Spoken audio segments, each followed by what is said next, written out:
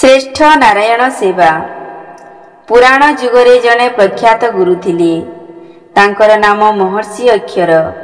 से थरे तांकर शिष्य अनिमिषं को चेतावनी दे कहिले जे पर्यंत तुमे अर्जित धनर किछि अंश दुखी दरिद्र और असहाय मानक कामरे न लगाइछ से पर्यंत अधर्मवित्त होई रहिबो। तापरे अनिमिष तांकर स्त्रींक सहित मिसी गुरुंक वाक्य को व्रत भावरे ग्रहण कले। प्रत्येक दिन किछि दुखी दरिद्रंकु खाइबाकु देवा परे जाई से भोजन कले।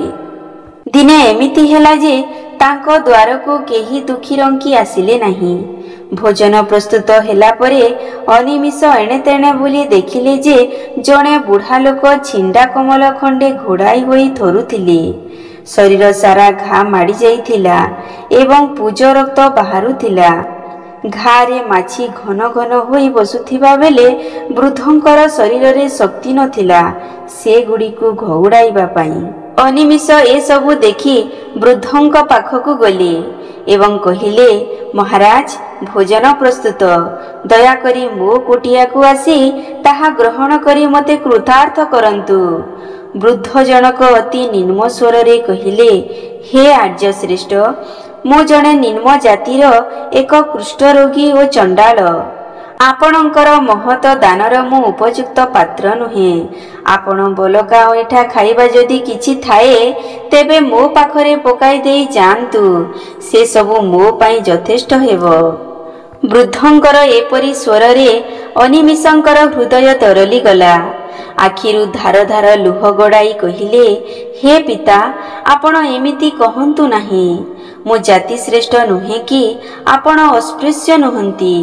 आमे समस्ते सेही परमात्मांक संतान। ईश्वर जाति धर्म उच्च नीच छोट बड़ ए सबु सृष्टि करि नाहंती। एहा किछि स्वार्थनिष्ठ मनीषंक कृत्य। जीव मात्र के शाश्वत आत्मार उपासक। आम समस्तंक भितरे जेउ चेतना शक्ति विराजमान ताहा हेउछि परमात्मा। सेही परमात्मा स्वरूप आपणंकु छाड़ी देई मो अन्न भोजन कले मोर घोर पाप हेबो। एहा कही अनिमिष वृद्धंक हाथ धरी तांक कुटीर को नेई गले। गाधोई देई नूतन वस्त्र पिंधाई देले। क्षत जगारे मलम लगाई देई पट्टी बांधी देले। अति श्रद्धारे तांकु बसाई अन्न परसिले। वृद्ध जनक खाई सारिबा परे तांकर सोइबार व्यवस्था कराई देले एवं तापरे अनिमिष दंपति भोजन कले। एही परि भावरे से रोगी दुखी रंकी व्याधिग्रस्त लोकंकर सेवा करिबा प्रकृतरे श्रेष्ठ सेवा बोली मानव समाज को वार्ता देले।